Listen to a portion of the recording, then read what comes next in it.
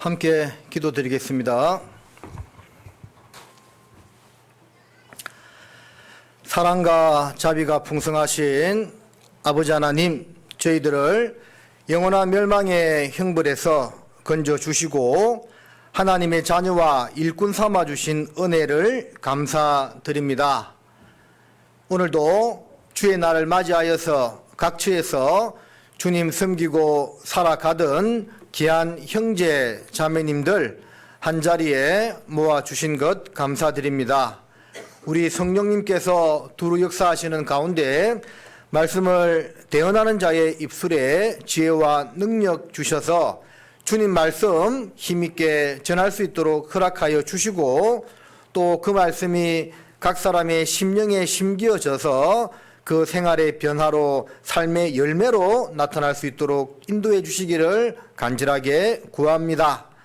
여러 가지 사정으로 함께하지 못한 지체들 어디에 있든지 보살펴 주시고 세상 제약 가운데 빠지지 않도록 지켜주시며 다음 모임에는 꼭 함께할 수 있도록 허락하여 주시옵소서.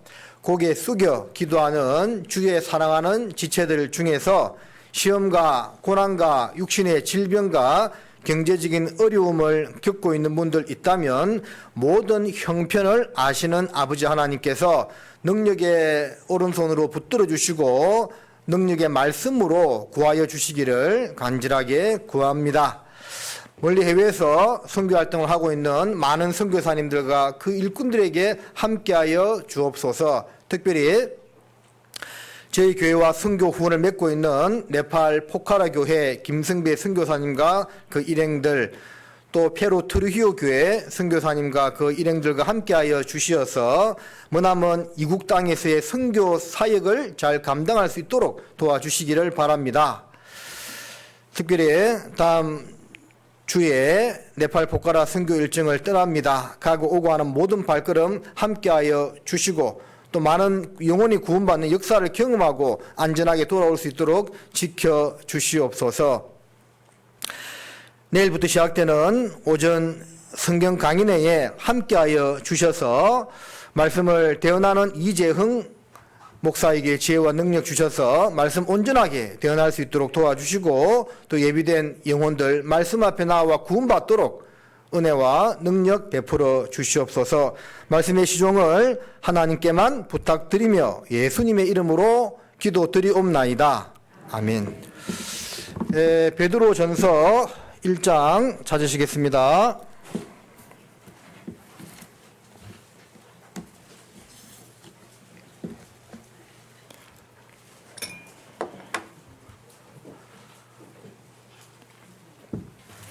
베드로 전서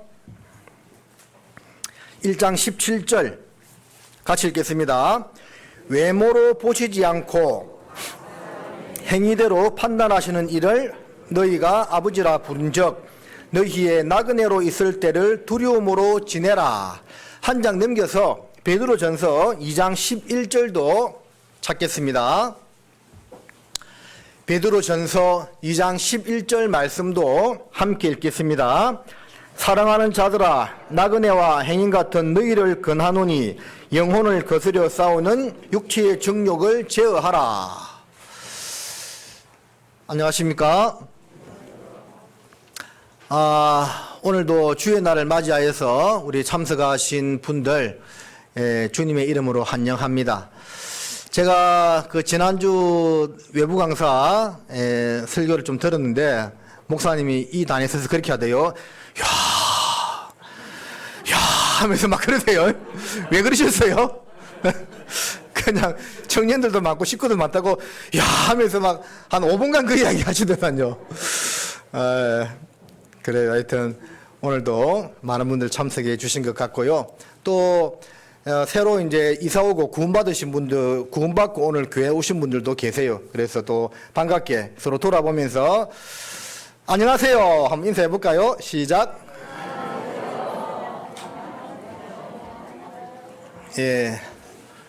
그래서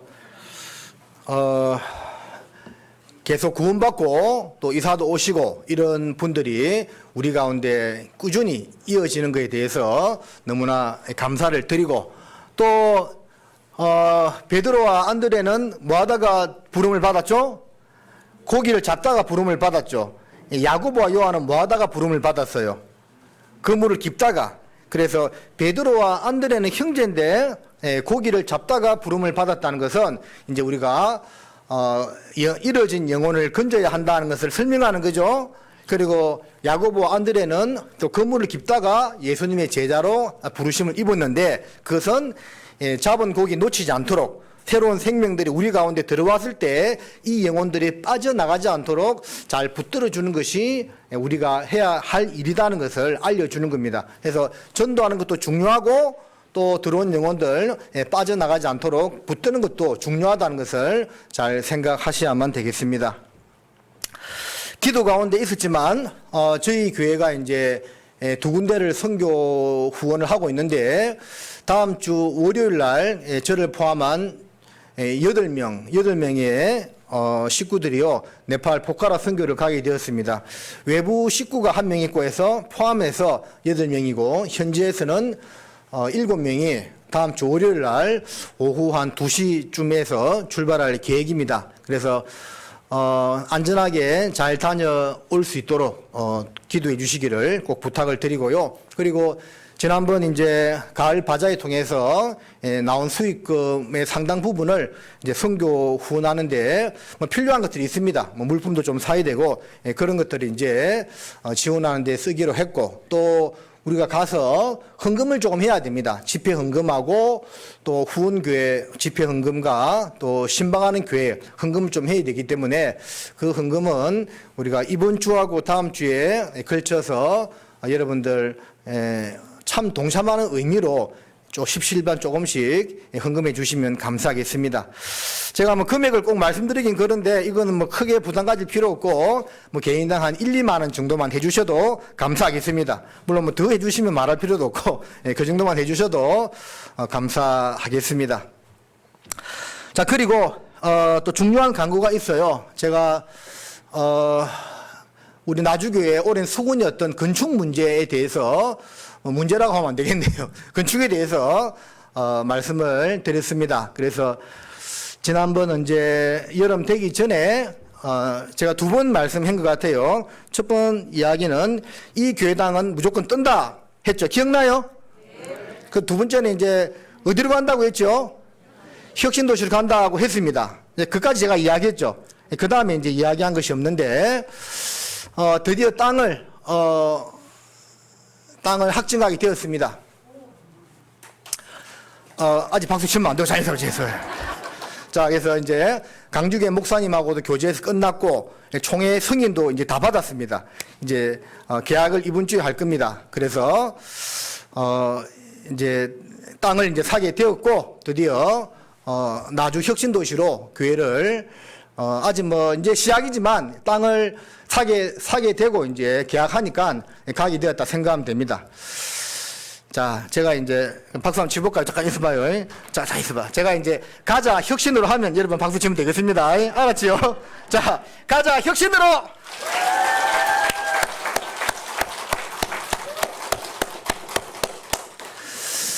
그래서 저는 이제 어떤 교회 건축에 대한 마인드는 그래요. 세를 들어 살아도 교회당은 도심으로 들어가야 돼. 요즘 사람들이요, 뭐, 먹고 즐기고 쓰는 것은 야외로 많이 나가서 하죠. 차를 타고 멀리 나가서 막 먹고 즐기고 하잖아요. 그건 그런데 주 생활 거는 도심으로 들어가야 돼요. 야외로 밖으로 나가면 안 돼요. 그래서 우리도 뭐 한적한 땅에 막 몇천 평 땅을 사서 뭐 교회당 잘 지을 수도 있겠지만 그러면 이제 전도가 되냐고요. 그러죠? 그래서 지금 우리 교회 안에 쭉 그런 건축 진행되는 사항을 봤을 때 도심 속의 교회당을 좀 비잡더라도 잡고 있는 교회가 한적한 야외에다가 교회당을 잘 짓고 있는 데보다 전도 속도가 훨씬 빠릅니다. 구체적인 사례도 들 수 있는데 그냥 그는 그냥 개인적으로 물어보시면 말씀해 드리겠습니다. 그래서 모 교회는 한적한 곳에 나가서 교회당은 잘 지었는데 자기들만 좋아. 전도가 빨리 안 돼. 근데 어떤 교회는 좀 비좁지만 도심 속에 들어가서 교회를 지었더니요 급속도로 성장해요. 우리는 어떤 걸 해야 되겠습니까? 전도가 잘 되는 걸 선택해야 되겠어요? 우리끼리만 좋은 거 해야 되겠습니까? 그러죠. 우리는 사나 죽으나 전도가 잘 되는 방향으로 해야 되는 겁니다. 그래서 많은 기도 가운데, 회의 가운데, 교제 가운데 그렇게 결정하게 되었고, 이제 드디어 추진하게 되었습니다. 그래서 이제 앞으로 해야 될 일이 많은데 차츰차츰 진행되는 사항은 여러분들에게 그때그때 교제되는 대로 말씀을 드리도록 하고, 또 땅은 사지만 건축이라는 큰 일이 남아있기 때문에 그것을 위해서 우리가 다시 힘을 모아야 됩니다. 되고 함께 기도해 주시는 가운데 그 모든 일들이 잘 이루어질 수 있도록 해야 되겠고요. 땅을 사고 건축이 빨리 진행돼야 됩니다. 땅 사고 또 몇 년 기다리고 하면 안 돼요. 그래서 이왕 쇳불도 당김에 뼈라는 것처럼요, 샀으면 빠른 시일 내에 건축을 해서 내년 이맘때는 그쪽에 교회당이 건축되어서 우리가 다 거기 가서 교제하는 그런 비전을 가지고 신앙생활을 해야만 하겠습니다. 알겠지요? 네. 자, 오늘 베드로전서 1장에 나와 있는 이 말씀을 가지고 나그네의 삶에 대해서 생각해 보도록 하겠습니다. 17절을 다시 보면 끝에 너희의 나그네로 있을 때를 두려움으로 지내라 라고 되어 있고, 2장 11절에도 나그네와 행인 같은 너희를 건하노니라고 되어 있습니다. 그래서 따라하십니다. 나그네. 우리는 이 땅에서 나그네입니다. 나그네. 여러분, 나그네 비슷한 말이 방랑자입니다. 방랑자. 자, 방랑자나 나그네나 떠돌아다니는 것은 비슷한 것 같은데 차이가 있죠. 자, 방랑자는 목적지가 있어요, 없어요? 없습니다. 그런데 나그네는 목적지가 있습니다. 방랑자는 기양 앓고 돌아갈 곳이 없지만 나그네는 돌아갈 곳이 있습니다. 그래서 우리는 이 세상에서는 나그네와 같은 삶을 살아가지만 우리에게는 목적지가 있고 기양지가 있다 그 말입니다. 그 목적지와 기양지는 결국 같은 곳이죠. 영원한 천국이다 그 말입니다. 이 땅에서는 나그네의 삶을 사는 겁니다. 방랑자는 아무 목적 의식도 없이 소명 의식도 없이 그냥 하루를 막 살아가지만 우리는 나그네지만 정확한 삶의 목적을 가지고 가치관을 가지고 표대를 향하여 나아간다는 것이 방랑자와의 틀린 점이라 할 수가 있겠습니다. 창세기 47장을 보겠습니다.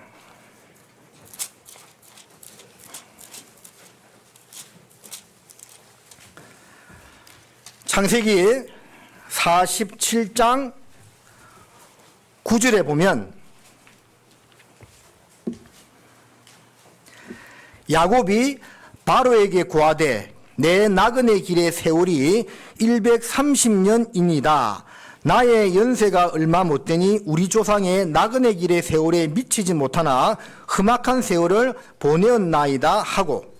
자, 야곱이요 바로 왕 앞에 섰을 때 고백하기를 우리 조상의 나그네 길의 세월에 미치지 못한다. 내 세월의 연수가 130년밖에 되지 않지만 나그네 세월이라고 이야기하고 험악한 세월을 보내었다고 이야기하죠. 그렇습니다.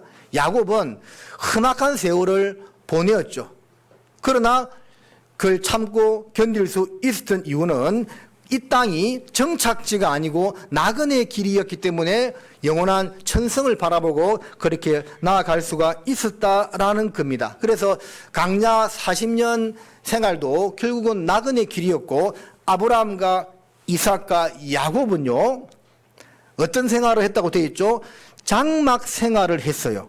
벽돌 집에, 건축된 집에 살지 아니하고 장막 생활을 했습니다. 왜? 잠깐 있다가 이 세상을 떠날 것이기 때문에 그들은 부유했지만 아브라함과 이삭과 야곱은 하나님께서 그들에게 축복을 허락하심으로 굉장히 갑부였어요. 그러나 이 땅에서 좋은 벽돌집에 살지 아니하고 나그네 삶을 살았고 장막집에 살았다는 것을 말씀하고 있습니다. 그리고 목적지는 영원한 천국이었다는 거죠. 그런데요, 그 40년 강야 생활이 나그네 길의 모형이라고 할 수가 있는데 여러 가지 길을 건넜습니다. 여러 가지 형태의 길을 지나쳐갔죠. 어떻게 지나갔습니까? 산 꼭대기를 올라갈 때도 있었죠. 여러분, 강자라고 해서 다 평지만 말하는 것이 아닙니다.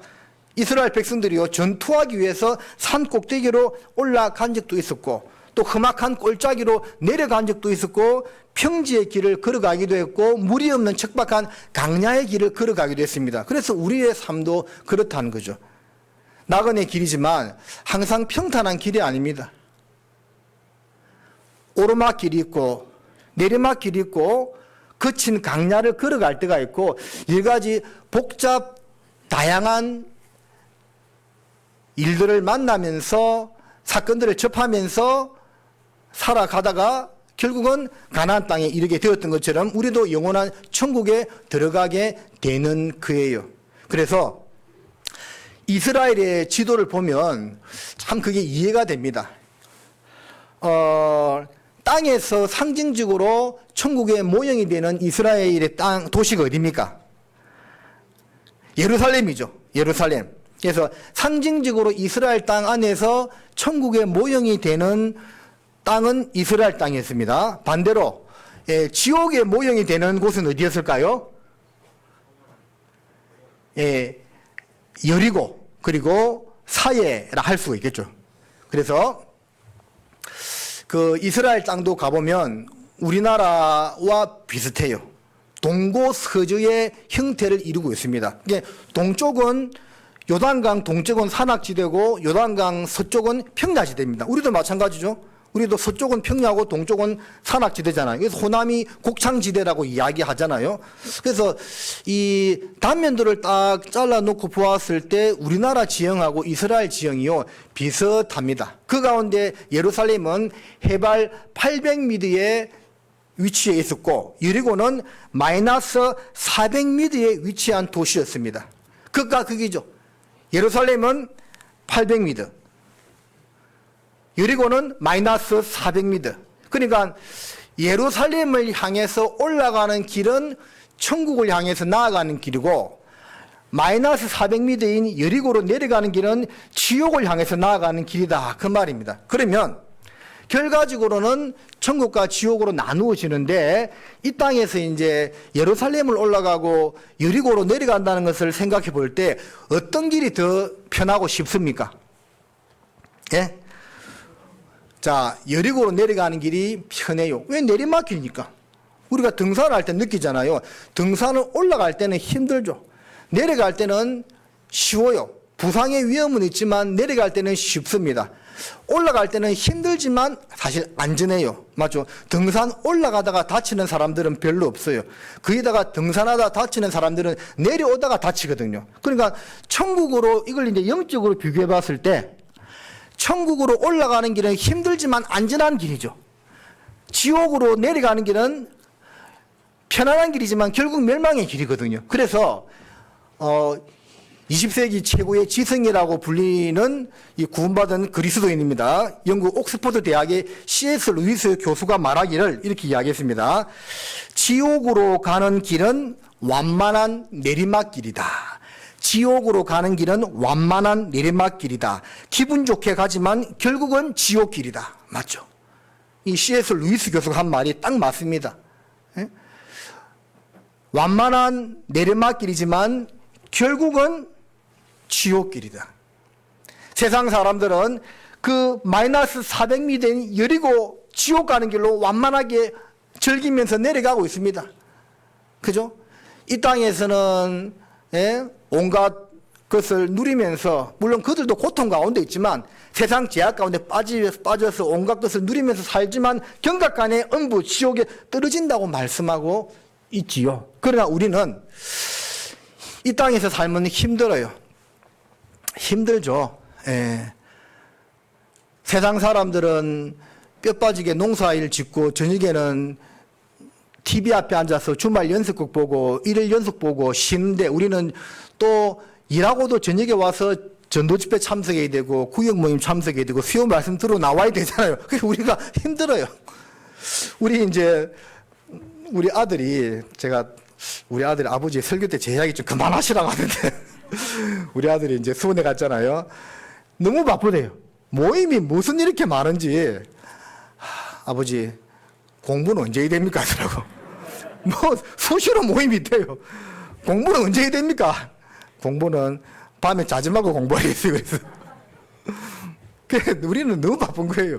모임 참석하랴, 예? 시험 또 준비하라, 공부하랴. 우리 사실 너무 바쁘게 사는 겁니다. 힘들죠. 힘들지만 영원한 천국길이다. 그 말입니다. 자, 오해하지 마십시오. 뭐 구원을 힘들게 만든다는 것은 아니죠. 구원은 다 해놓으신 것을 듣고 믿음으로 받아들임으로 받습니다. 그러나 구원받은 이후에 신앙생활은 사실은 힘든 겁니다. 그래서 우리가 시편이 몇 편까지 있습니까? 시편이 150편까지 있습니다. 150편의 마지막 구절은 어제 강주교회 찬양의 밤 서도석 목사님이 마지막 멘트에서 하시더만요. 호흡이 있는 자마다 여호와를 찬양할지어다. 그죠? 그렇게 끝나고 있습니다. 자, 그런데 그 시편을 보면 시편 120편부터 134편까지는 성전에 올라가는 노래입니다. 그래서 그 15장이 성전에 올라가는 노래인데 그것이 영적으로 우리가 천국을 향해 가면서 나아가는 어떤 모습을 잘 표현해 놓은 그 시편입니다. 시편 120편을 보시겠습니다.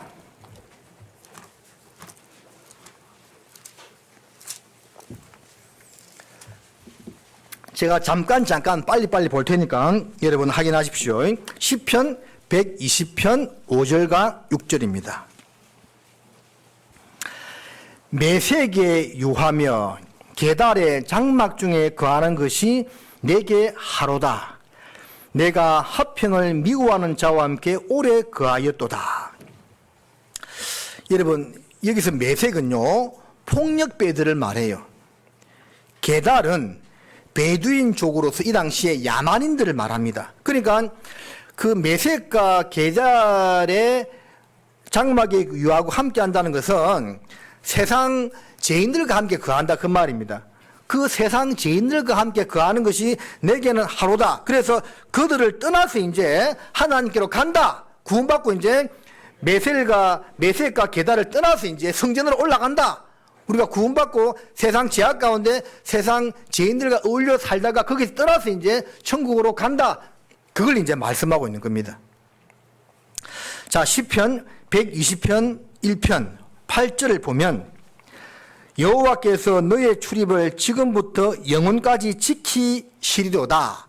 자, 세상 죄악을 벗어나서 이제 영원한 천국까지 가는 길 가운데 하나님이 우리의 출입을 들어가고 나가고 하는 것을 천국 갈 때까지 우리를 영원히 지킨다 그 말입니다. 그리고 시편 122편 6절입니다. 예루살렘을 위하여 평안을 구하라. 예루살렘을 사랑하는 자는 형통하리로다.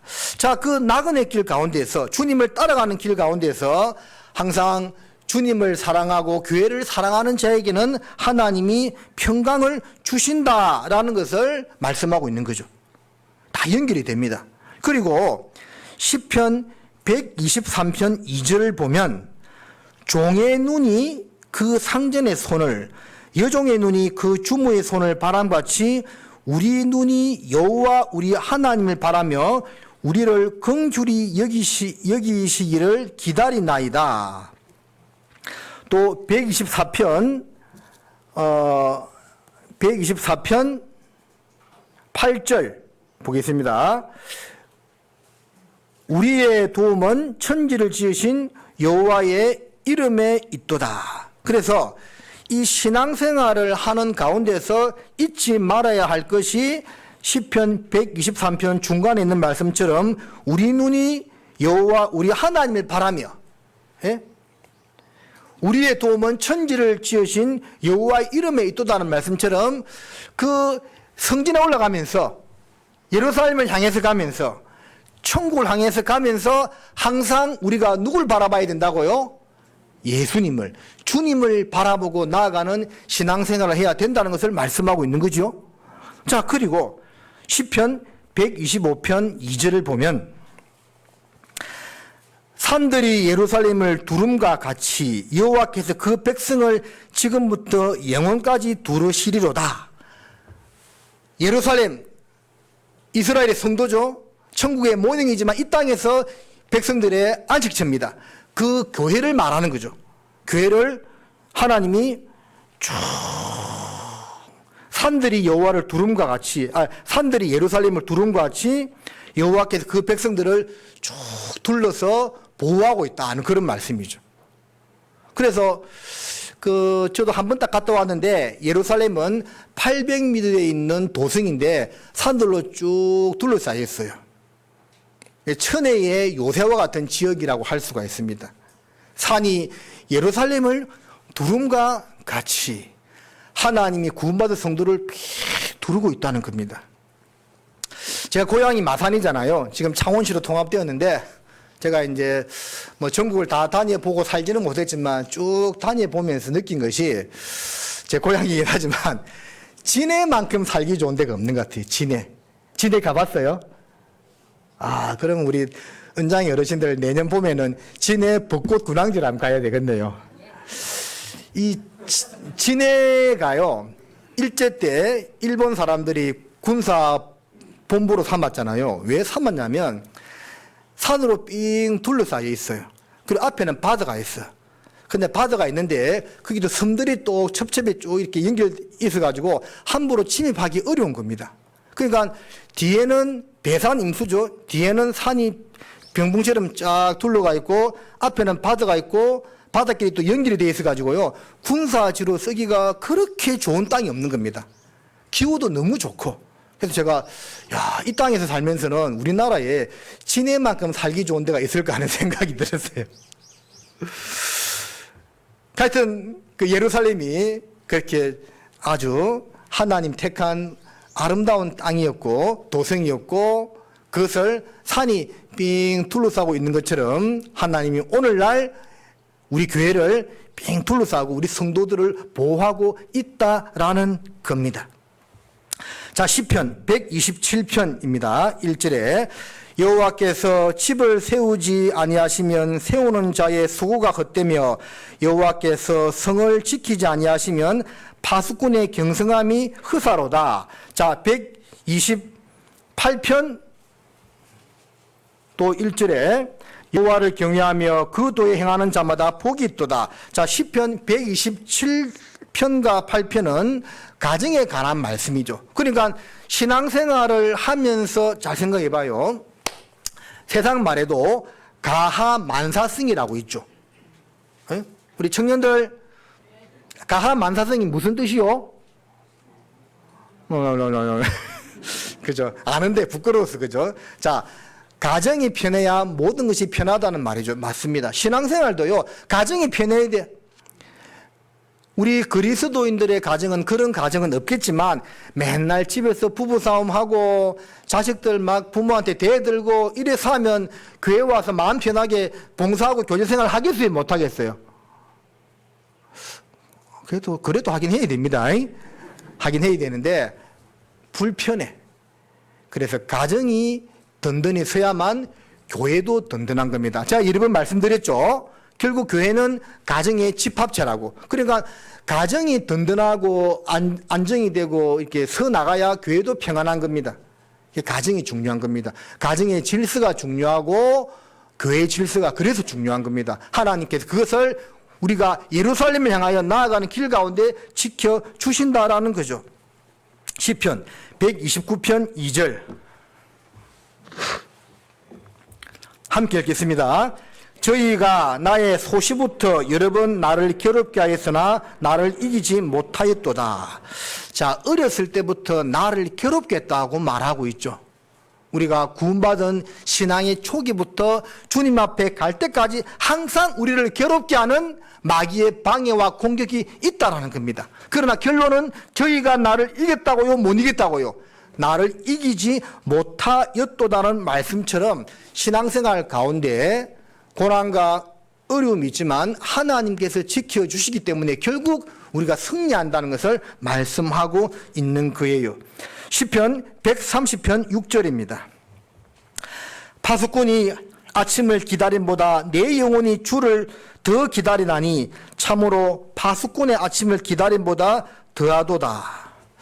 군대 갔다 오신 분들 알 겁니다.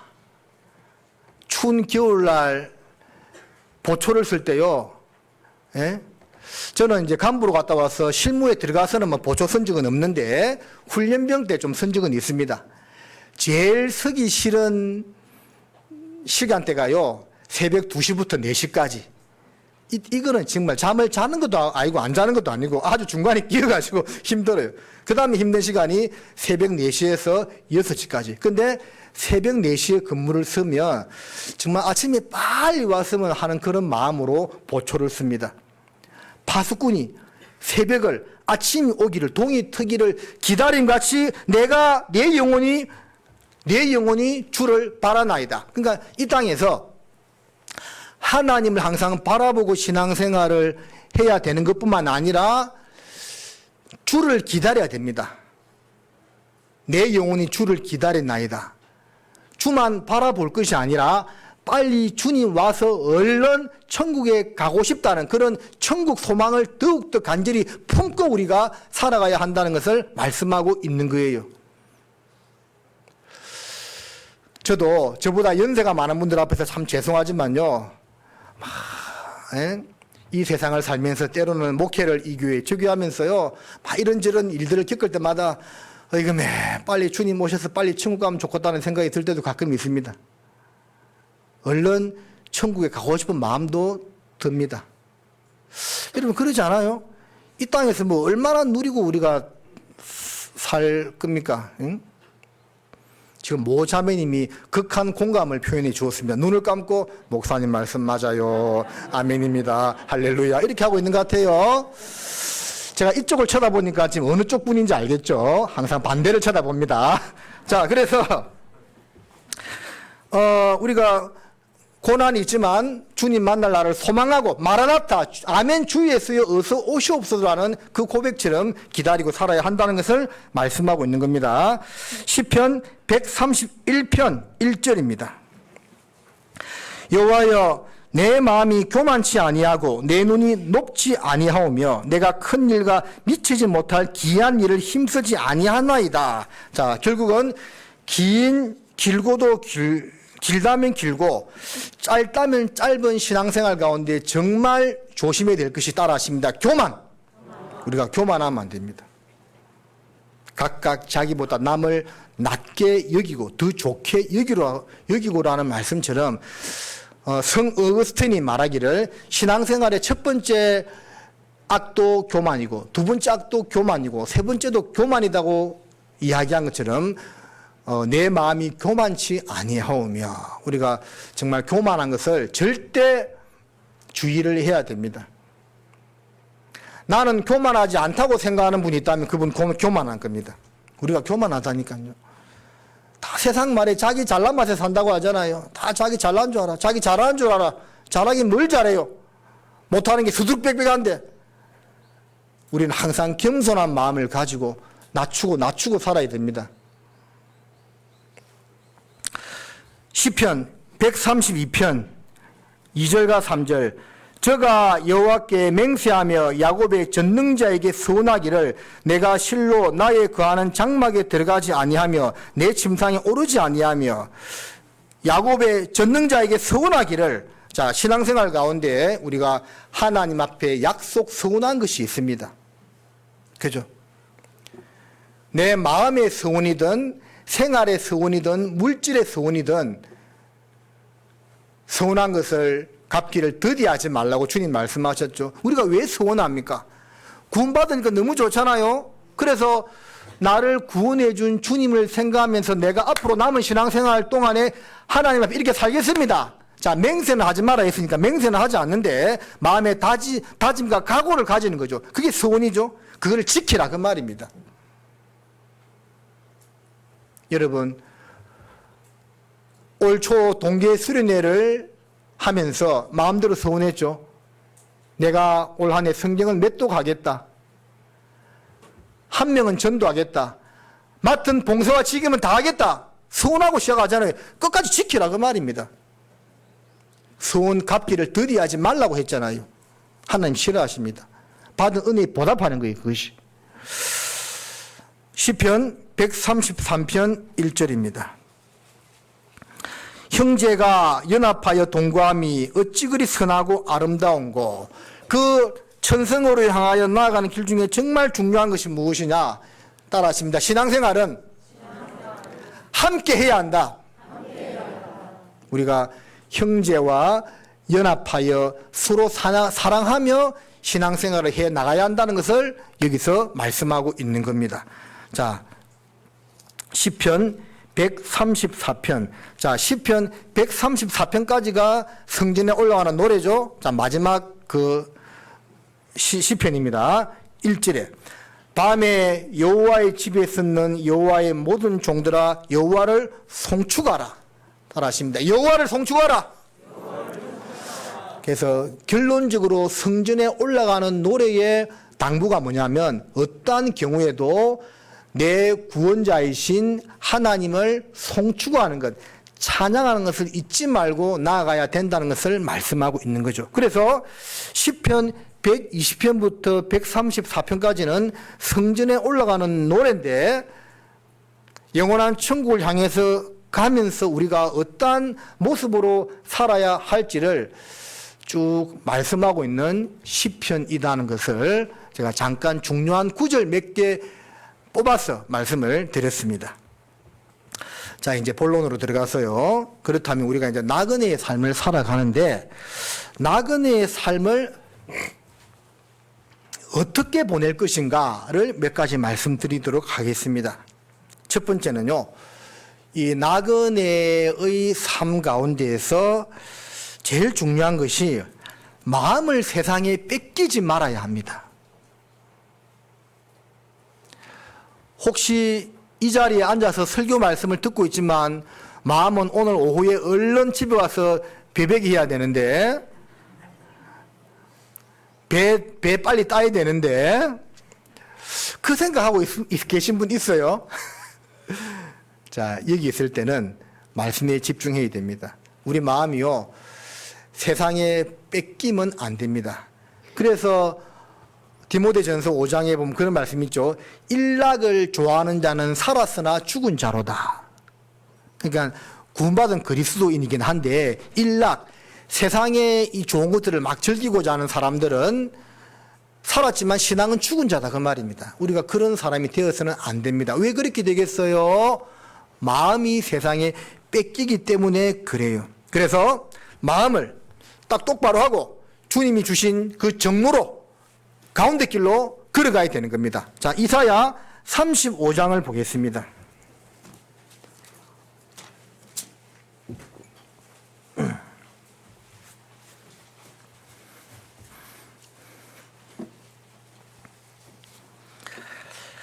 이사야 35장 8절과 9절입니다.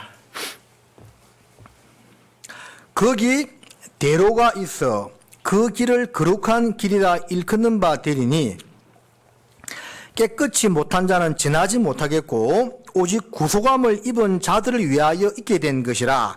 우매한 행위는 그 길을 범치 못할 것이며 거기는 사자가 없고 사나운 짐승이 그리로 올라가지 아니하므로 그것을 만나지 못하겠고 오직 구속함을 얻은 자만 그리로 행할 것이며. 자, 8절 처음에 거기 뭐가 있다고요? 대로. 자, 하나님께서 허락하신 대로 정로가 있는 겁니다.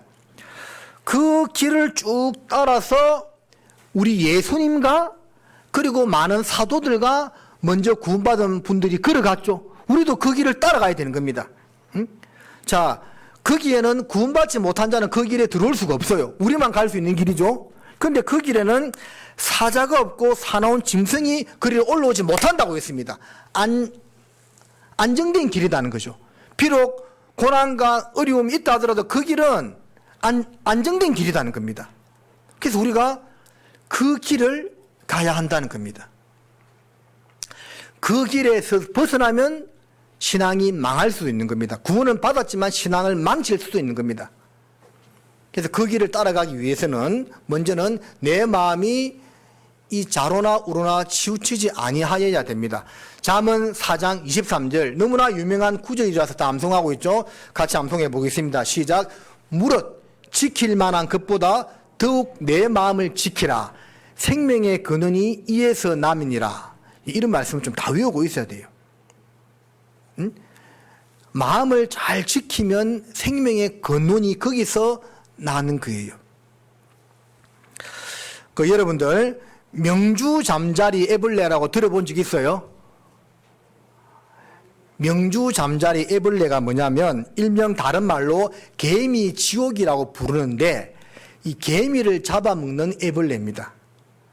근데 특이하게요, 이 개미가 우리가 볼 때는 개미가 막 가는 것 같은 데 있잖아요. 개미가 쭉 줄을 지어서 몰려다니죠. 집단으로 쭉 몰려다니죠. 길에서도 그렇게 다니고 산에서도 보면 그렇게 다닙니다. 그 길을 다니는 개미들은 요 개미 지옥에게 절대 잡혀 먹지 않는데요.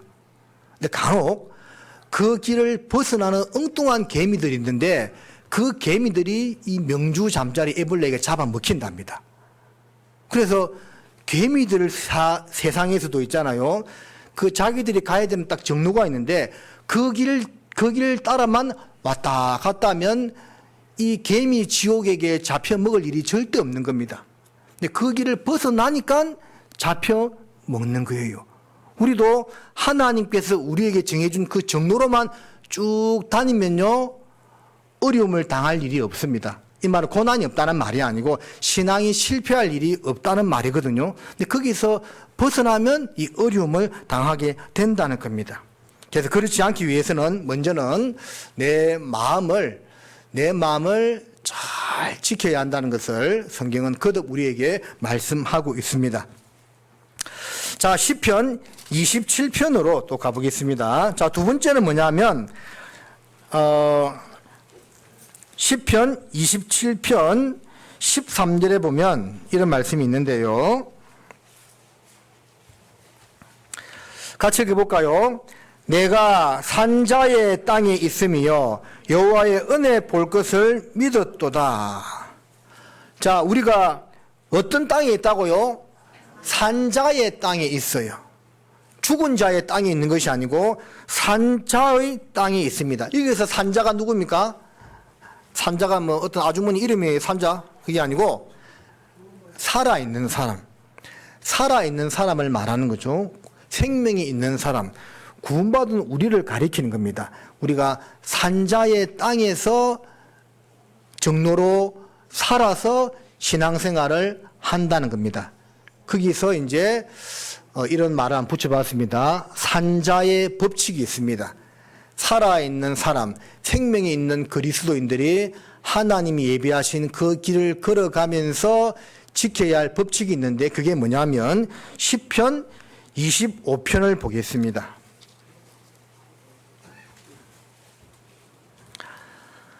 시편 25편 1절 같이 읽겠습니다.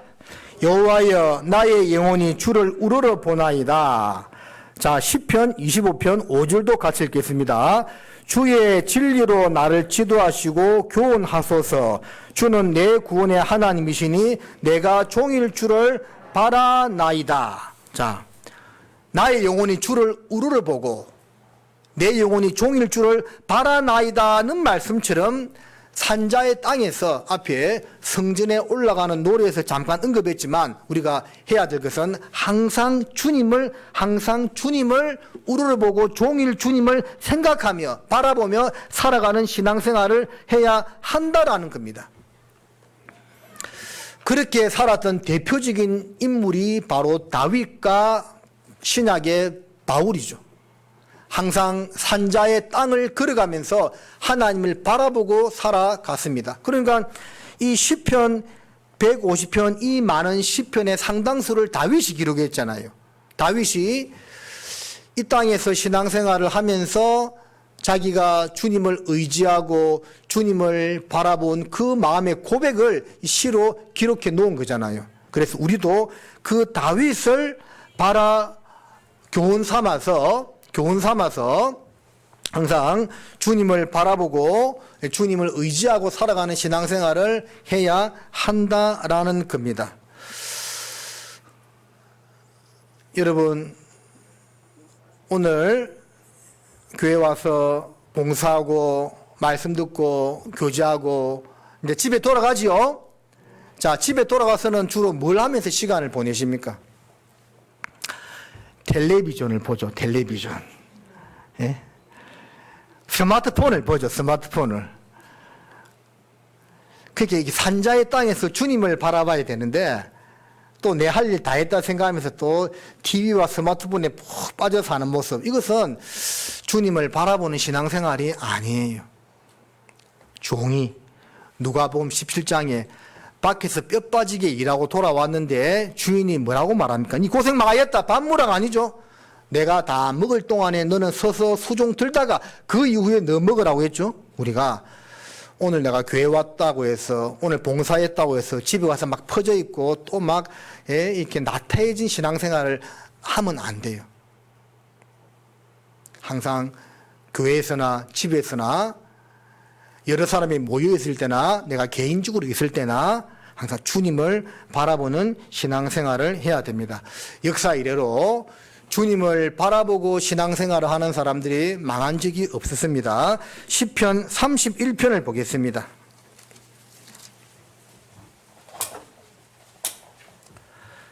시편 31편 19절 같이 읽겠습니다. 주를 두려워하는 자를 위하여 쌓아두신 은혜, 곧 인생 앞에서 죽게 피하는 자를 위하여 베푸신 은혜가 어찌 그리 큰지요? 라고 되어 있죠. 하나님께서 우리를 위하여 베푸신 은혜가 있고 쌓아두신 은혜가 있습니다. 영육 간에 은혜가 있습니다. 은혜는 좋은 거죠. 그것을 주님이 누구한테 주겠습니까? 주님을 바라보고 사랑하는 자에게 주는 겁니다. 그럼 주님을 바라보면 주님이 무엇을 줍니까? 여러 가지를 주지만 가장 큰 것은 우리에게 말씀을 공급해 주는 겁니다. 제가 좀 책을 찾아보니까 이 벌이 로얄 제리를 3일간 먹었을 때 1벌이 된다고 해요. 그리고 그 로얄 제리를 6일간 먹으면 여왕벌이 된다고 하네요. 그래서 그 1벌은요, 한 1년 정도밖에 살지 못하지만 여왕벌은 몇 년을 더 산답니다. 훨씬. 신기하죠. 일반 벌도 로얄 제리를 먹으면 한 3일간 먹으면 일을 잘하는 1벌이 되고 6일간 계속 먹으면 여왕벌이 된다는 거예요. 그게 이제 더 이상 못 먹도록 어떻게 하는지는 모르겠는데 그렇게 되어 있는 겁니다. 그리고 일개미가 있잖아요. 일개미는 1년 정도밖에 역시 살지 못한대요. 일개미도. 근데 개미도, 여왕개미는요, 무려 30년을 산답니다. 여왕개미가. 엄청난 차이죠. 일개미는 1년밖에 살지 못하는데 여왕개미는 무려 30년을 사는 겁니다. 자, 이거 무엇을 우리에게 알려주느냐 하면, 그 개미가 이제 뭘 먹는지는 모르겠는데, 여러 가지 묻겠죠. 이 벌이 로얄 제리를 먹고 일벌이 되고 여왕벌이 되는 것처럼 로얄 제리. 우리 신앙생활의 로얄 젤리는 뭡니까? 로얄 젤리라고 해야 되겠죠. 뭐예요?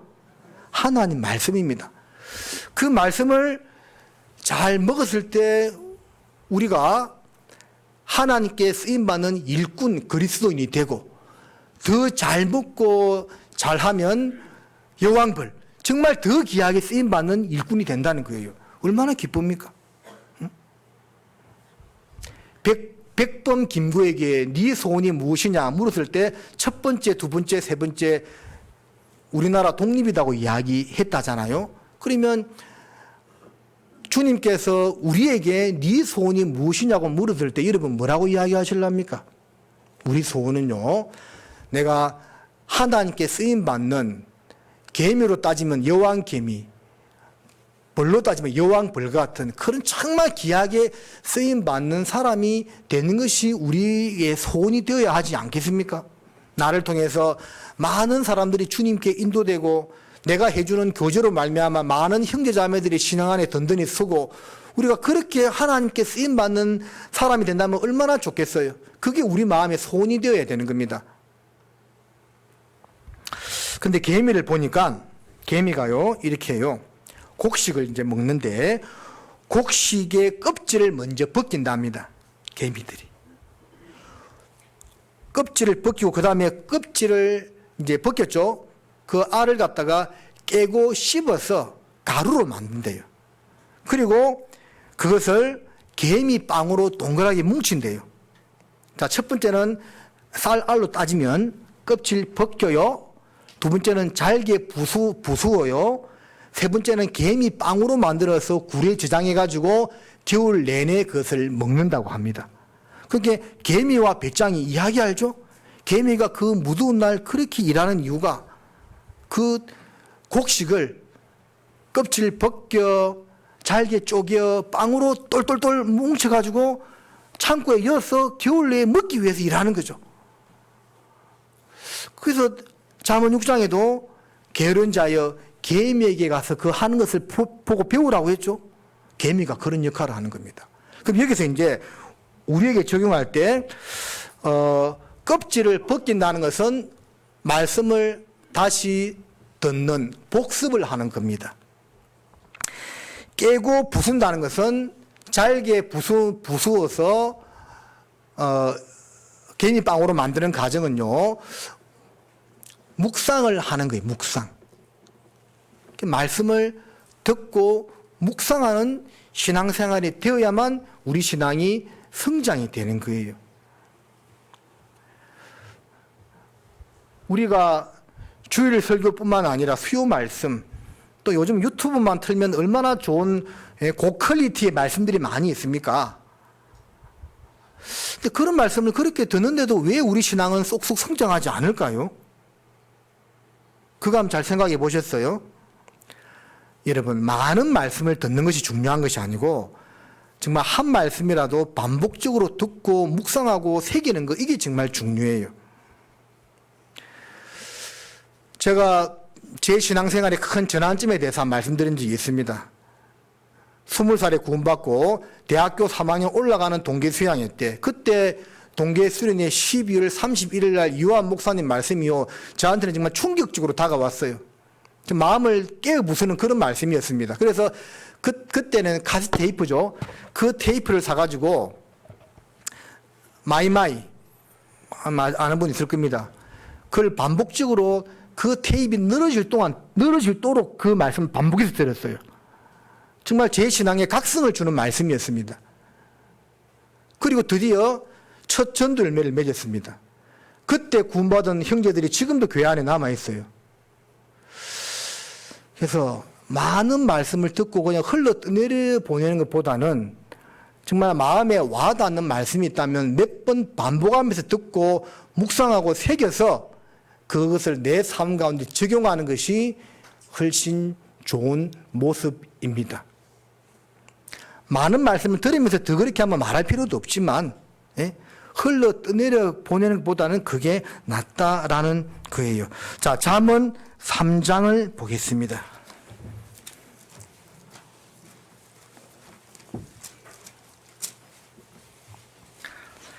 잠언 3장 3절 말씀입니다. 같이 읽겠습니다. 인자와 진리로 내게서 떠나지 않게 하고 그것을 내 목에 매며 내 마음판에 새기라. 인자와 진리, 하나님 말씀입니다. 그것을 내게서 떠나지 않게 하고 그것을 내 목에 매며, 따라하십니다. 내 마음판에 새기라. 여러분, 하나님 말씀을 우리 마음판에 새깁시다. 그러면 하나님 말씀은 살아서 운동력이 있기 때문에 역사하는 겁니다. 막 힘이 쏟아나는 거예요. 그래서 저도 그러려고 참 노력하는데요. 뭔가 마음이 복잡하고 번민스러울 때 기도도 하지만 그냥 성경책을 그냥 쭉 보는 게 제일 위로가 되는 것 같아요. 사람 잡고 전화통 붙들고 내 하소연하는 것보다는 그냥 성경책 기도하고 쭉 보는 것이 그게 최고의 좋은 모습 같아요. 왜? 하나님이 말씀을 통해서 우리에게 답을 주고 힘을 주기 때문에 그런 거예요. 브라질 선교 갔다 온 목사님께 들은 이야기입니다. 어떤 브라질이요. 어제 어떤 분이 그러대요. 삶의 만족도가 제일 높은 나라가 브라질이라고 이야기하던데, 그 브라질도 국가 총생산 GDP는 뭐 상당히 높은 편이지만 인구가 많기 때문에 개인적으로 정말 가난하다고 하대요. 중국이 GDP 순위는 미국 다음이잖아요. 근데 실제 부자도 많지만 정말 우리나라 60, 70대처럼 사는 사람이 절반 이상이라 하더라고요. 아직도 중국은. 가난한 사람들이 많죠. 그래서 브라질에 이제 그런 빈민가에 어떤 여자분, 자매님이 구원을 받았는데 자녀가 13명이에요. 가난한 나라일수록 자녀를 많이 낳아요. 자녀 생산을 많이 하는 것 같습니다. 근데 이분이 구원을 받았는데 너무 이 단칸방, 방 2개 있는 그런 좁은 집에 사는데 너무 구원받고 행복하게 살더라는 거예요. 그러다가 이제 자기 동생이 남편의 사업이 망해가지고 그 동생 가족도 그 집에서 함께 살게 되었대요. 근데 동생은 자식이 10명이에요. 그러면 자기가 이제 자식이 13명이면 부부 포함 몇 명이에요? 15명. 동생은 자식이 10명인데 부부 포함 몇 명이에요? 12명. 그러면 합하면 총 몇 명이에요? 27명이 그 좁은 집에 사는 겁니다. 그런데 이 선교사님이 신방 갈 때마다 너무 기쁘고 행복하게 살아가는 겁니다. 이해가 안 돼요. 아무리 구원받아서 좋지만 그 방 2개짜리 집에 27명이 산다는 것이 행복하겠어요? 그 비결이 뭐냐 물었더니 이 자매님 말하기를, 선교사님, 제가 새벽 4시에 항상 일어나서 애들 일어나기 전에 새벽 4시에 항상 일어나서 기도하고 하나님 말씀으로 묵상하는 시간을 2시간을 가진대요.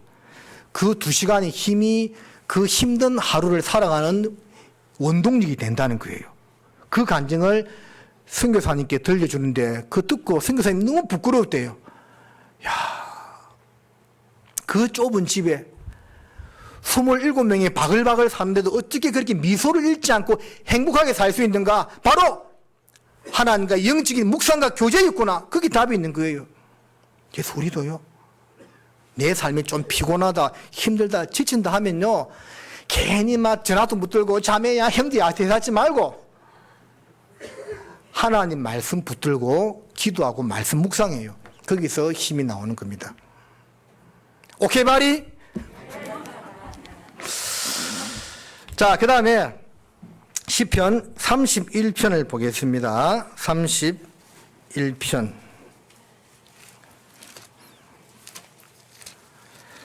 시편 31편 23절입니다.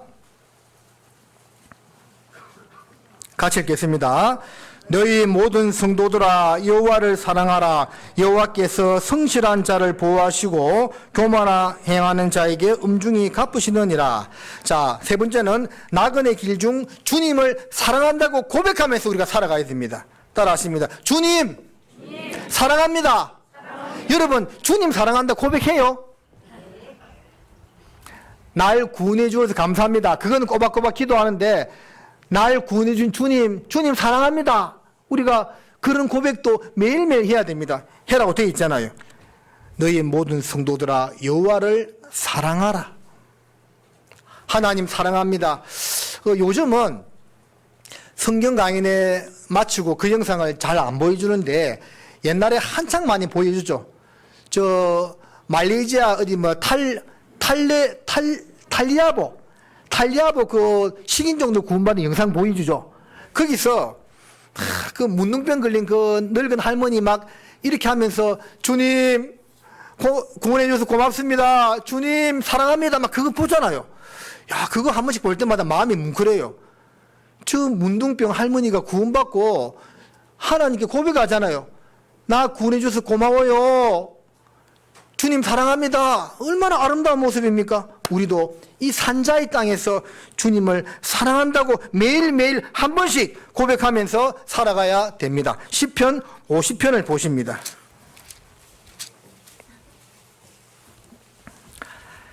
시편 50편 23절입니다. 같이 읽겠습니다. 감사로 제사를 드리는 자가 나를 영화롭게 하나니 그 행위를 옳게 하는 자에게 내가 하나님의 구원을 보이리라.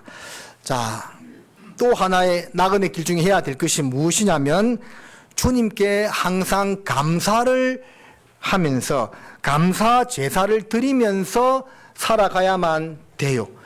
이스라엘 백성들이 드렸던 5개 제사 중에서 화목제가 상당히 중요한 겁니다. 삶 가운데에서는 구원받기 위해서는 속죄제가 중요했지만 삶 가운데 살아가면서는 화목제가 상당히 중요했거든요. 그 화목제 가운데서 종류가 또 몇 가지 나누어지는데 가장 중요한 제사가 무엇이었냐면 감사로 드리는 화목제가 제일 중요했습니다. 우리도 내 삶 가운데 항상 잊지 말아야 할 것이 하나님께 감사하는 것. 이 말씀 여러 번 들었죠? 이스라엘 백성들 중에서 우상 숭배하다가 3,000명이 죽었고 간음죄 짓다가 2,300명이 죽었고 노뱀 사건으로 또 수천 명이 죽었겠죠? 그 나머지 절대 다수의 사람들은 불평 원망하다 죽었어. 그래서 신앙생활에 정말 버려야 할 것 중에 하나가 교만과 더불어서 불평과 원망하는 겁니다. 도무지 도움이 안 돼요. 하나님 우리에게 말씀하십니다. 항상 감사로 제사를 드리라고 주님께서 우리에게 말씀하고 있습니다. 자, 그리고 5번째 나그네 길 중 우리는 또 무엇을 해야 하느냐? 요한복음 13장 34절 5절 말씀 같이 암송하겠습니다.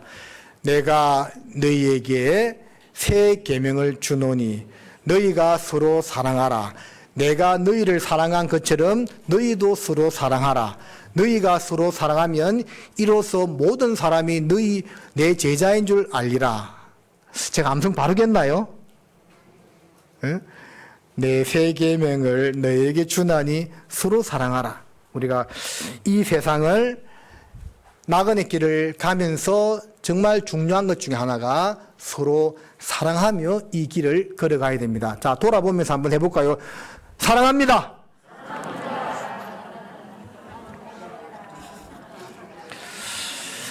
자, 우리가요, 여러분 그 마태복음 7장 12절을 황금률이라고 신학자들은 이야기합니다. 그게 어떤 말씀인 줄 아세요? 남에게 대접을 받고자 하는 대로 너희도 남을 대접하라. 이것이 곧 율법이요 선지자 아니라 했거든요. 그것을 신학자들은 황금률이라고 이야기합니다. 내가 남에게 대접받고 싶으면 그대로 대접하라. 그러면 된다는 거예요. 서로 사랑하고 대접해주고 사랑하는 모습이 나그네 길 가운데 해야 할 겁니다. 우리 마음에 문제와 상처를 주는 사람들도 가끔씩 만납니다. 자, 그 사람이 구원받지 못한 사람이라면 이방인이구나 하고 생각하면 됩니다. 이방인이라서 나한테 저런 상처를 주는구나 생각하면 되는 것이고, 혹시나 구원받은 성도들 중에 나한테 그런 상처를 주는 분이 있다면 아직 공사 중이구나 생각하면 됩니다. 따라하십니다. 아직 공사 중이구나. 공사 중이라서 저러는구나 생각하면 문제될 것이 없겠죠. 왜? 에베소서 2장 22절에 너희도 예수 안에서 함께 지어져 가느니라고 말씀하고 있지요. 그래서 찾아봅시다. 에베소서 2장 22절. 에베소서 2장 22절입니다.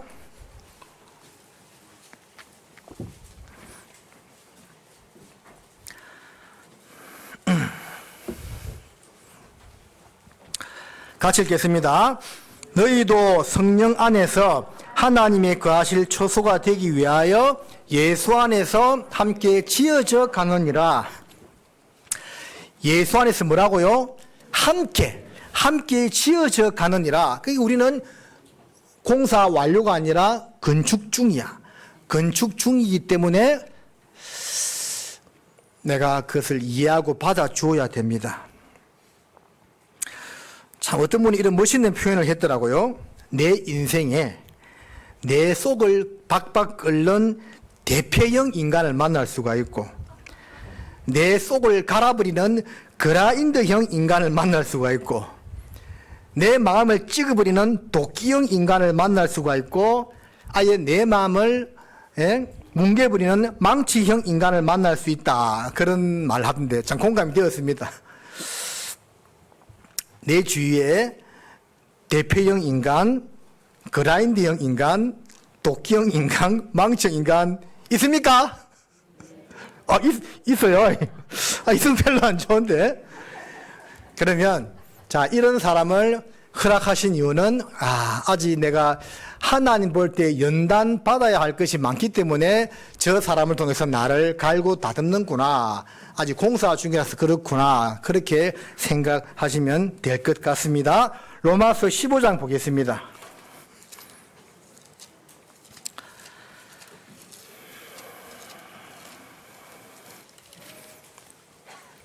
로마서 15장 7절입니다.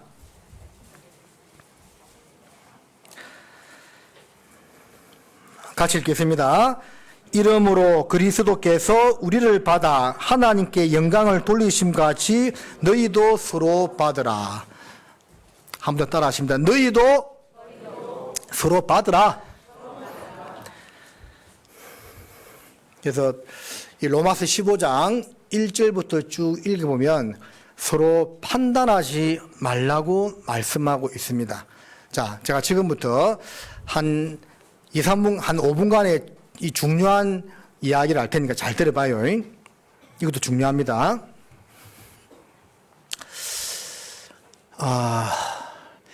내 가치관하고 생각과 틀리다고 판단하고 비방하지 말아야 됩니다. 자, 이 구체적인 사례를 들면 이해가 더 잘 되겠죠. 어제 청년에서 강주교회 찬양의 밤을 갔어요. 저한테 물어보더라고. 목사님 갔다 와도 됩니까? 일단 다른 교회 알아보고 우리도 알아봐라. 여러 군데서 갔고 우리도 대다수가 가고 싶다고 했어요. 가라고 했습니다.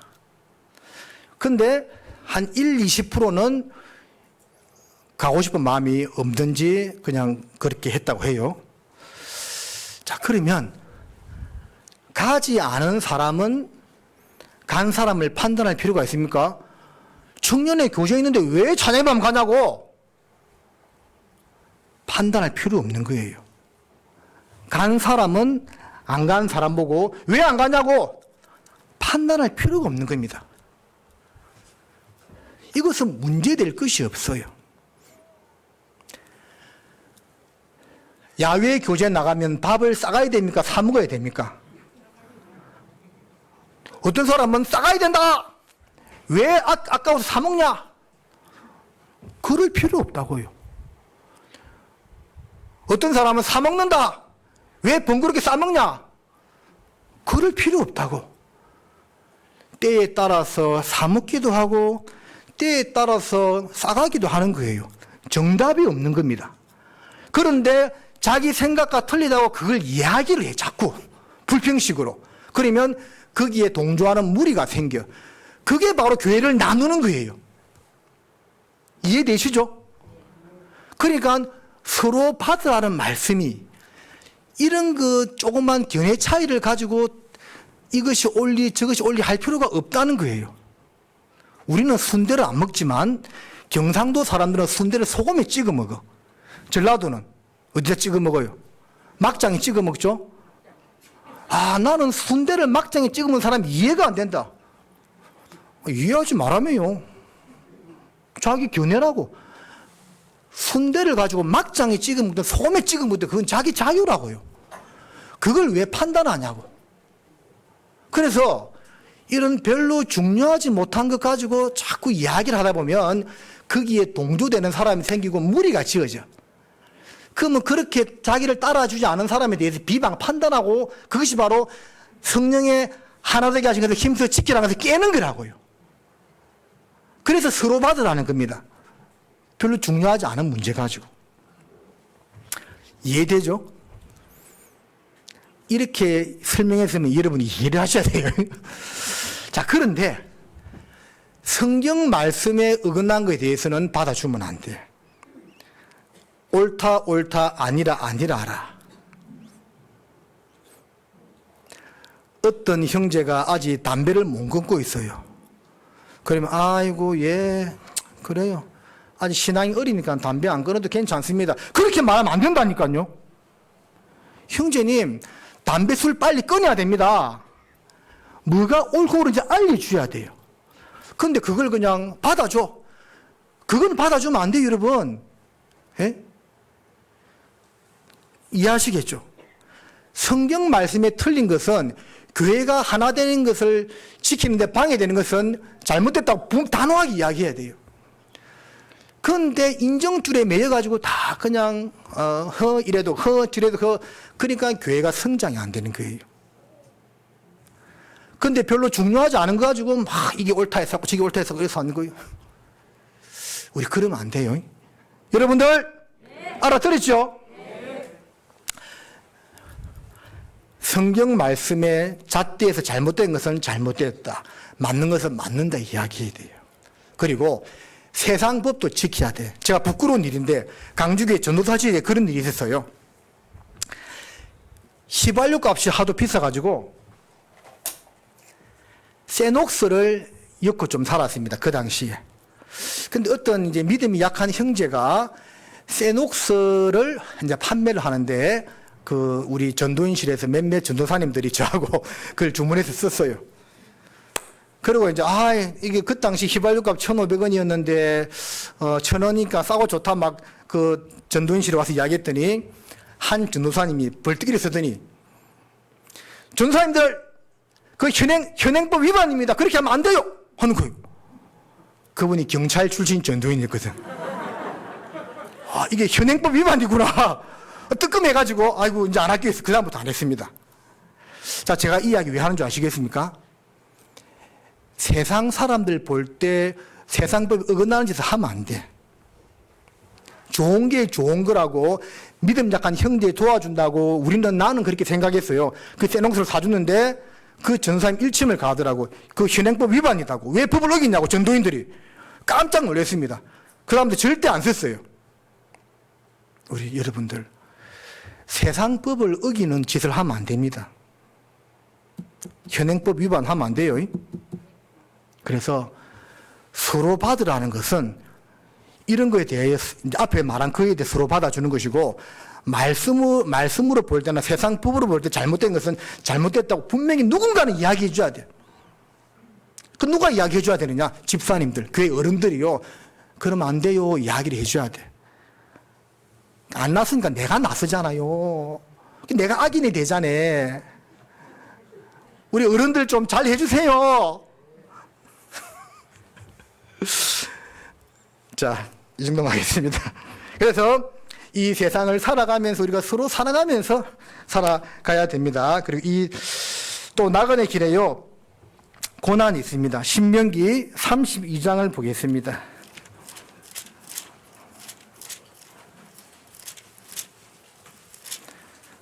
신명기 32장 10절입니다. 같이 읽겠습니다. 여호와께서 그를 항무지에서 짐승의 부르짖는 강야에서 만나시고 호위하시며 보호하시며 자기 눈동자같이 지키셨도다. 자, 나그네 길 가운데 고난이 있지만 하나님께서 강야 길 가운데 호위하시고 지키신다는 말씀처럼 우리를 지키고 있다는 것을 꼭 믿고 살아가야 됩니다. 앞으로 조금 넘겨서 신명기 30장 20절을 보겠습니다.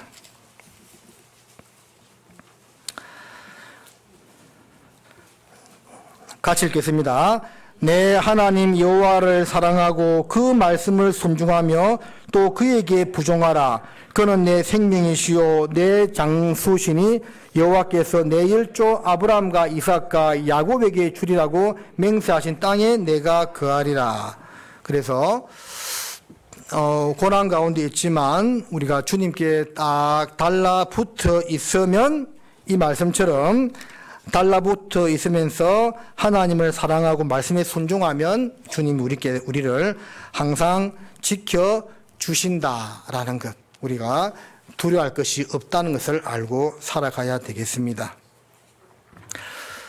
아메리카 신대륙을 발견한 콜럼부스가요, 물론 자기가 발견한 것이 신대륙인 것을 처음에는 몰랐다고 합니다. 인도로 알았다고 했죠. 결국 그게 이제 나중에 알고 보니까 신대륙이었잖아요. 그래서 그 콜럼부스가 신대륙을 찾아 나가면서 얼마나 많은 고난과 힘이 들었겠어요.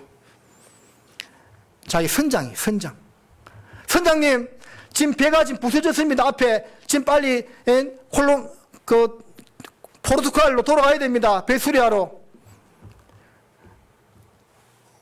고칠 수 있으면 고치라. 앞으로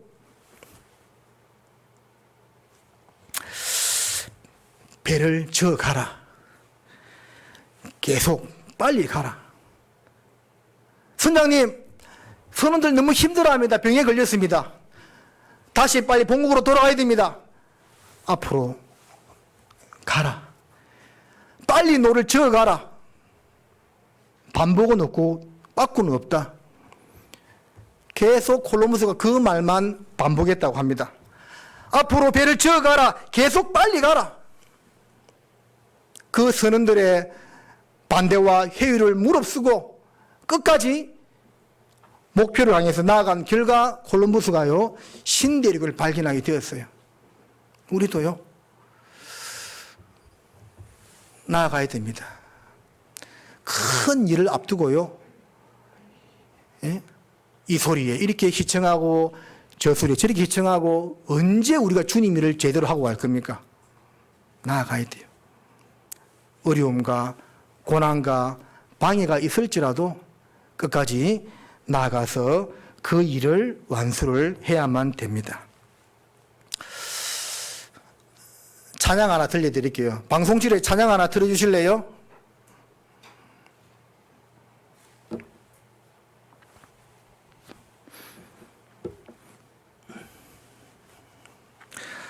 그래서 이게 사명선이라는 찬양인데 가사를 좀 잘 음미해 보고 말씀 마무리하도록 하겠습니다.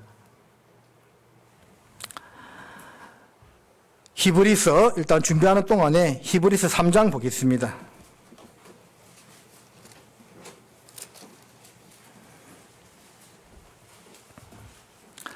자, 준비되었으면 바로 틀어주세요. 히브리서 3장 14절 같이 읽겠습니다. 우리가 시작할 때에 확실한 것을 끝까지 견고히 잡으면 그리스도와 함께 참여한 자가 되리라. 시작할 때 잡은 것, 그걸 끝까지 견고히 잡고 가야 됩니다. 그러면 그리스도와 함께 참여한 자가 되리라. 구원받은 사람은 잡고 끝까지 갑니다. 그리고 영광 가운데 주님 예비하신 천국에 들어가게 되는 거예요. 아직 준비 안 됐어요, 혹시?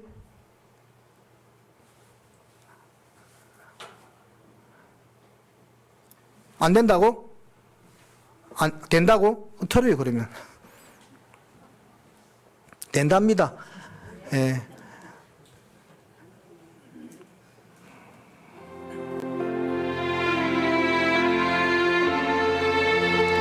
영상 전환돼야 되는데.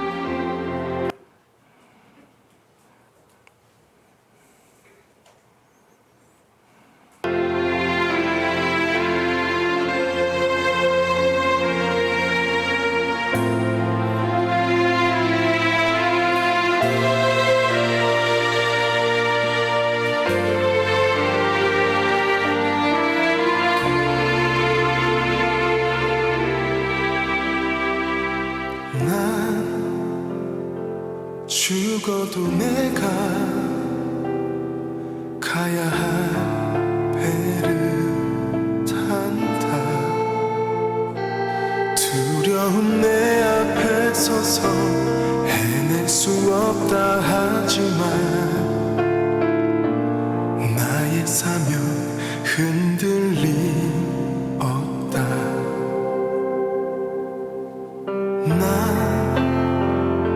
실패한다 해도 춤서 듣고 간다. 이길 수 없는 저 바다 나를 기다린다 해도 나의 노를 저으리 힘써 나의 바다를 저어나 나의 힘을 여기다 모두 쏟으리 비록 지쳐 돌아갈 수 없다 해도 결코 나는 이 노를 놓지 않으리. 깊은 바다 두려워 않고 나가리. 거친 바다 싸워서 뚫고 나가리. 나의 항해 여기서 끝난다 해도 결코 나는 방향을 틀지 않으리.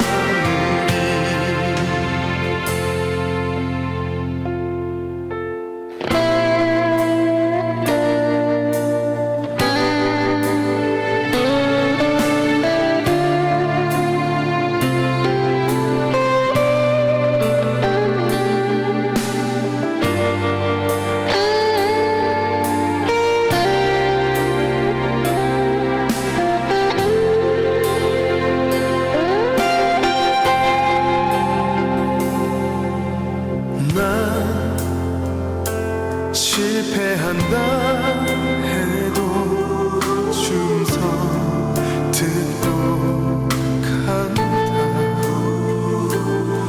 이길 수 없는 저 바다 나를 기다린다 해도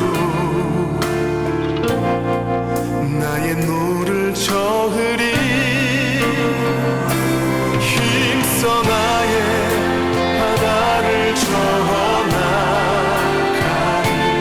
나의 힘을 여기다 모두 쏟으리. 비록 지쳐 돌아갈 수 없다 해도 결코 나는 이 노를 놓지 않으리. 깊은 바다 두려워 않고 나가리. 거친 바다 싸워서 뚫고 나가리. 나의 항해 여기서 끝난다 해도 결코 나는 방향을 틀지 않으리.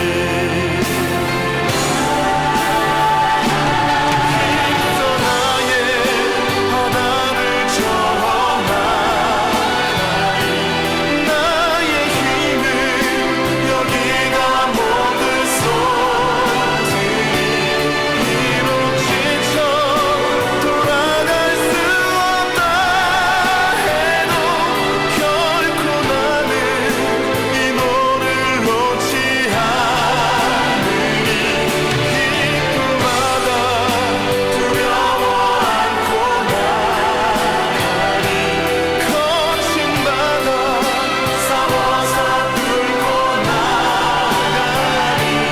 나의 항해 여기서 끝난다 해도 결코 나는 방향을 틀지 않으리.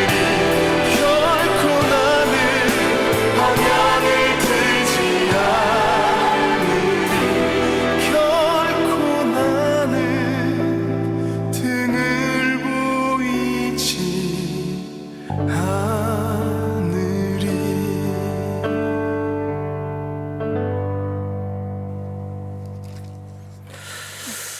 예. 결코 우리는 방향을 틀어서는 안 됩니다. 주님 바라보고 끝까지 나아가야 됩니다. 자, 마지막으로 빌립보서 3장 한 구절 찾겠습니다. 빌립보서 3장 14절입니다. 함께 읽겠습니다. 표대를 향하여 그리스도 예수 안에서 하나님이 위에서 부르신 부름의 상을 위하여 쫓아가노라. 그래서 비록 나그네 길을 살아가고 있지만 우리 주님을 바라보고 표대를 바라보고 끝까지 어떠한 어려움이 있더라도 나아가다가 영광 가운데 우리가 주님을 만날 수 있도록 해야 되겠습니다. 기도하시겠습니다. 살아계신 아버지 하나님, 오늘 말씀 가운데 함께 주셔서 감사드립니다. 연약한 저희들을 항상 말씀으로 일깨워 주시고 붙들어 주심을 믿고 감사드립니다. 사랑하는 주의 성도들 한 사람 한 사람 믿음 안에서 주님 섬기고 살아갈 수 있도록 도와주시고 저희 교회가 나아가고자 하는 방향에서 틀어짐이 없이 직진하여 나아갈 수 있도록 도와주시고 붙들어 주시기를 간절히 구합니다. 이 모든 일들을 통해서 오직 하나님께만 영광 돌리는 삶을 살 수 있도록 허락하여 주시옵소서. 내일부터 시작되는 오전 성경 강연을 통해서 많은 영혼들 구원받도록 자비와 은혜를 베풀어 주십시오. 예수님의 이름으로 기도드립니다. 아멘.